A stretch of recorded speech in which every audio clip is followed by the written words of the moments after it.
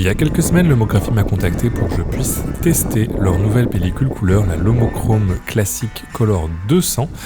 Et c'est ce qu'on va faire aujourd'hui. Je suis dans le quartier d'Hôtel de Ville à Villeneuve-d'Ascq et j'ai mon Canon A1, plusieurs optiques pour des photos d'architecture du quartier et de paysages urbains pour voir un petit peu ce que cette pellicule a dans le ventre.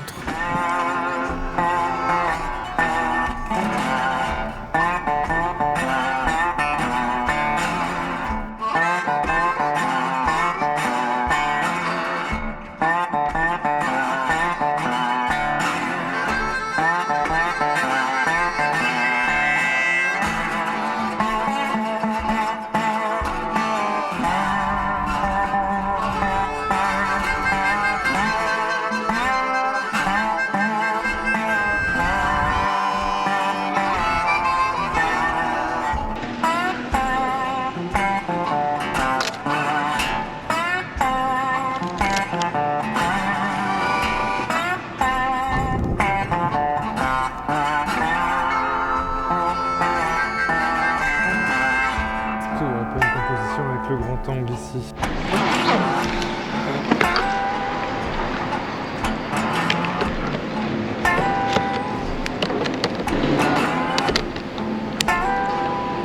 Ah ça c'est pas mal ça.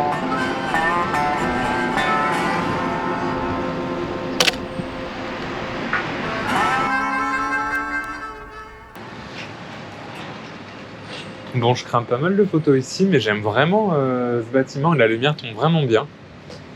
Donc, essayez de pas tout faire quand même à cet endroit. Mais ça faisait longtemps que je n'étais pas venu dans ce quartier. Et c'est vrai qu'on a vraiment ce côté un petit peu comme sur la série que j'avais faite à Cité Scientifique. On a vraiment le côté quartier futuriste, mais des années 70, qui a un charme assez particulier aujourd'hui, où il y a encore, c'est en train d'être rénové, donc on a encore une couche par-dessus de rénovation moderne. Mais c'est vrai que c'est assez intéressant pour ça, parce qu'on voit vraiment l'urbanisme comme il pouvait être pensé dans les années 60, 70, 80 même, parce que ce quartier se développe un petit peu au fur et à mesure du temps. Et c'est assez intéressant avec toutes ces passerelles piétons, ce côté un peu sans voiture, etc. Alors qu'il y a un grand axe de circulation juste à côté.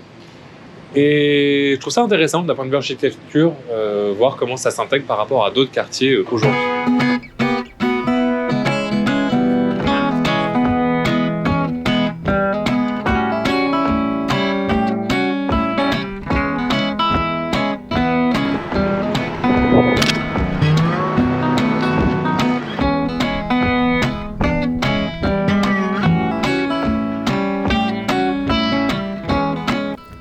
En première impression, j'aime énormément la palette de couleurs de cette pellicule.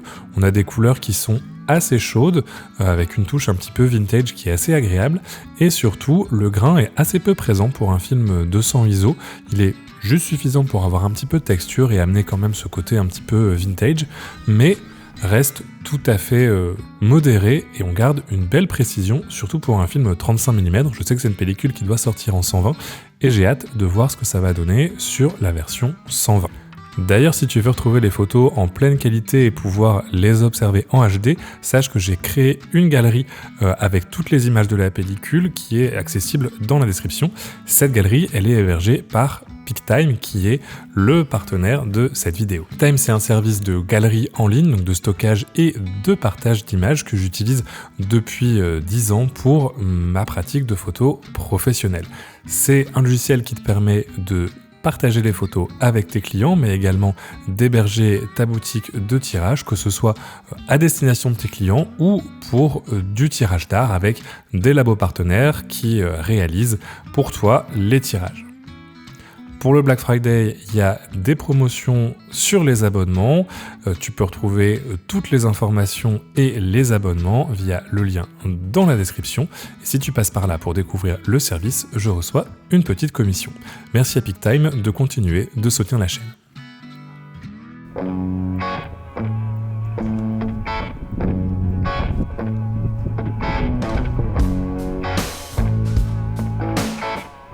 Sur cette sortie, j'avais pris avec moi 3 optiques, le 28, le 50 et le 85, et ça m'a vraiment permis de varier les différents points de vue. Des fois comme ça, avoir différentes optiques dans son sac, ça permet vraiment d'avoir un regard plus riche sur une seule scène ou sur un seul quartier quand on t'explore. Et c'est quelque chose que j'essaie de faire maintenant assez souvent, même si des fois je me sers que d'une seule optique. Voilà, là pouvoir passer du grand angle au télé assez facilement, ça donne vraiment une variété d'images à la série qui est plus intéressante que si j'avais tout fait au 50 mm. Là, il y a une chouette compo devant moi, mais il faut quelqu'un qui passe. On va attendre un peu, ça va finir par arriver.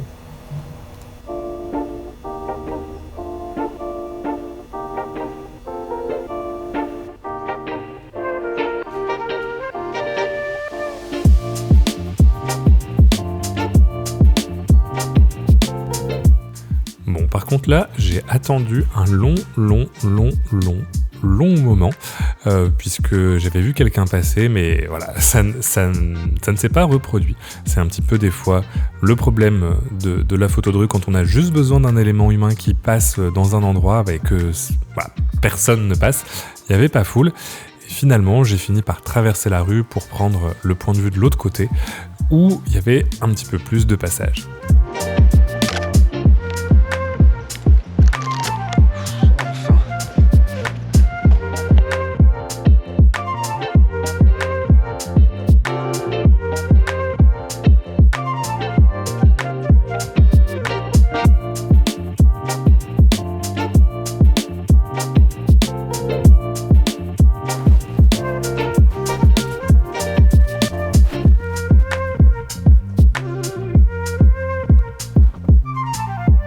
J'ai fait j'en suis à la 20e photo.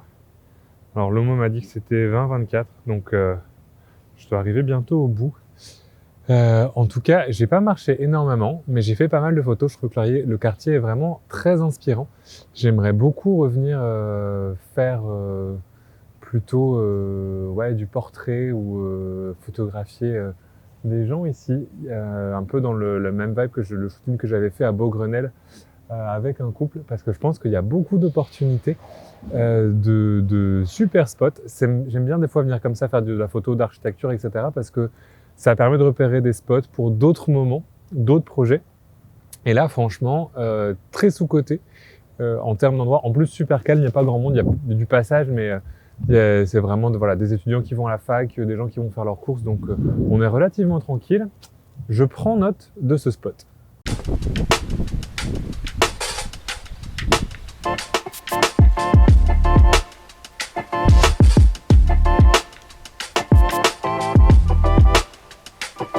Bon, là on est clairement sur du cliché de photographe argentique, mais on n'est pas aux States.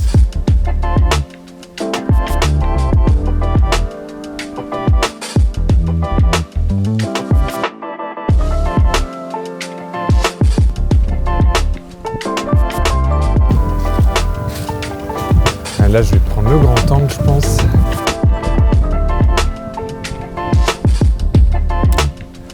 Une chose que j'essaie aussi de faire à chaque fois dans ces travaux de quartier avec l'architecture, c'est de ne pas oublier l'élément humain et de toujours inclure une présence humaine à l'intérieur des architectures. Ça peut être une silhouette, ça peut être quelqu'un qui passe dans un rayon de lumière, ça peut être quelque chose au loin, mais c'est une bonne manière de mêler un petit peu une pratique de la photo de rue sans être intrusif et en même temps d'amener de la vie dans des compositions autrement très statiques des bâtiments.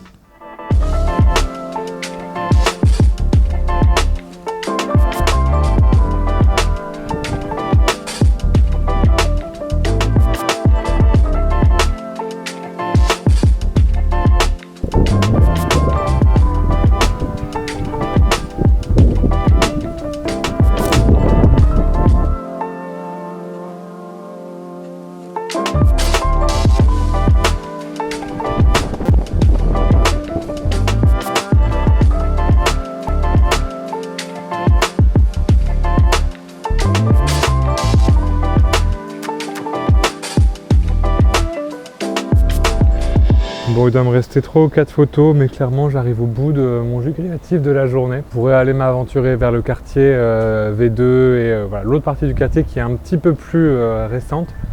mais je pense que ça irait pas trop dans la série en termes d'architecture. Donc on va clôturer ça, puis je ferai la fin des pellicules, peut-être sur le retour ou chez moi tranquille de mon chat. Mais voilà, assez intéressant à explorer comme quartier d'un point de vue architecture. C'est hyper limbiratique, plein de petites passerelles, etc. Moi j'aime beaucoup ça dans ce type d'architecture. Et j'ai hâte de voir un peu ce que les photos vont donner, voir si j'ai réussi à raconter un petit peu le quartier et son architecture de manière intéressante. Au final, j'étais très content du rendu des images avec cette pellicule, notamment au niveau des couleurs. On garde une certaine forme de personnalité, mais sans aller dans des transformations de couleurs plus extrêmes, quand ça peut être le cas avec les autres pellicules de la gamme Lomochrome. Alors, j'ai effectivement pas réussi à terminer la pellicule dans le quartier, mais heureusement, me reste toujours un modèle de choix à la maison quand il s'agit de faire les 2 dernières vues, j'avais prévenu.